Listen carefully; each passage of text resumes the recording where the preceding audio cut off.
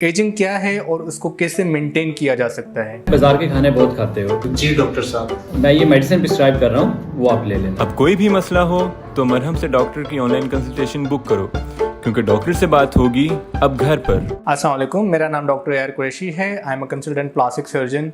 आज बात करते हैं एजिंग के बारे में। एजिंग क्या है और उसको कैसे मेंटेन किया जा सकता है।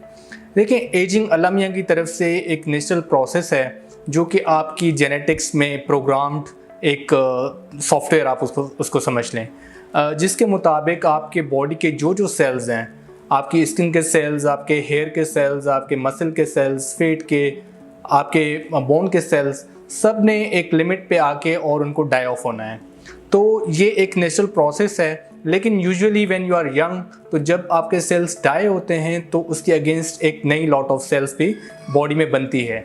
लेकिन जैसे जैसे आप एज करते हैं तो नए सेल्स का जो बनने का प्रोसेस है वो स्लो डाउन हो जाता है या एक लिमिट पे आके रुक जाता है, जिसकी वजह से बॉडी में मेंटेनेंस जो है वो उस तरह से नहीं हो रही होती जो आपकी यूथफुल एज में होती है। तो बेसिकली एजिंग को रोका नहीं जा सकता है। ये सबसे इम्पॉर्टेंट बात ये है कि आपकी एजिंग को हम नहीं रोक सकते हैं, लेकिन हम क्या कर सकते हैं बीइंग प्रोफेशनल कि आपकी एजिंग की वजह से जो आपकी बॉडी में खलल आते हैं, जो प्रोमिनेंट खलल आते हैं, जो कि बहुत ज़्यादा इम्पैक्ट करते हैं आपकी पर्सनैलिटी को, उसमें अगर हम बात कर लेते हैं फेशियल एजिंग की या बॉडी एजिंग की जनरली, तो उसको हम एक हद तक मेंटेन कर सकते हैं, बेहतर कर सकते हैं। तो अगर फेशियल एजिंग की बात करते हैं तो फोरहेड पे जैसे रिंकल्स प्रोमिनेंट हो जाते हैं, आईलिड्स के अराउंड रिंकल्स प्रोमिनेंट हो जाते हैं, नेज़ोलेबियल फोल्ड जो है आपके वो प्रोमिनेंट हो जाते हैं, आपकी फेशियल ड्रूपिंग हो जाती है, तो ये बेसिकली वो सेल्स का वॉल्यूम मेंटेन ना होने की वजह से होता है। तो इन चीज़ों को हम थ्रू डिफरेंट प्रोसीजर्स मेंटेन कर सकते हैं।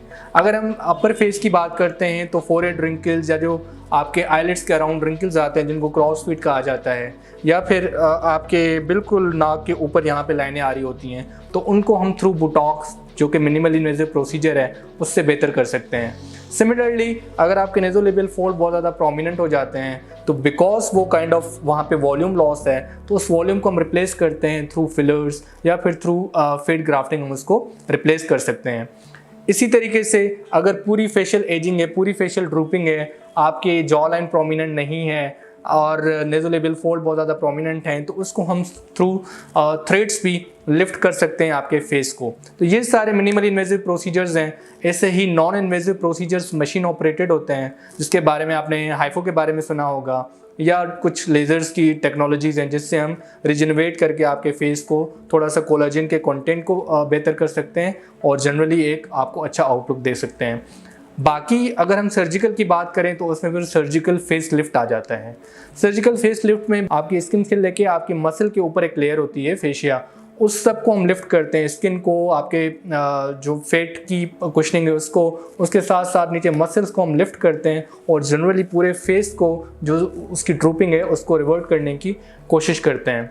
तो ये बेसिक इंट्रोडक्शन था एजिंग का और उसको मेंटेन करने का। अगर आप मेरा अपॉइंटमेंट बुक कराना चाहते हैं तो आप मरहम ऐप के थ्रू करा सकते हैं, और मेरा फिजिकल क्लिनिक भी एग्जिस्ट करता है बहादुराबाद कराची में, वहाँ पे भी आप मुझसे मिल सकते हैं।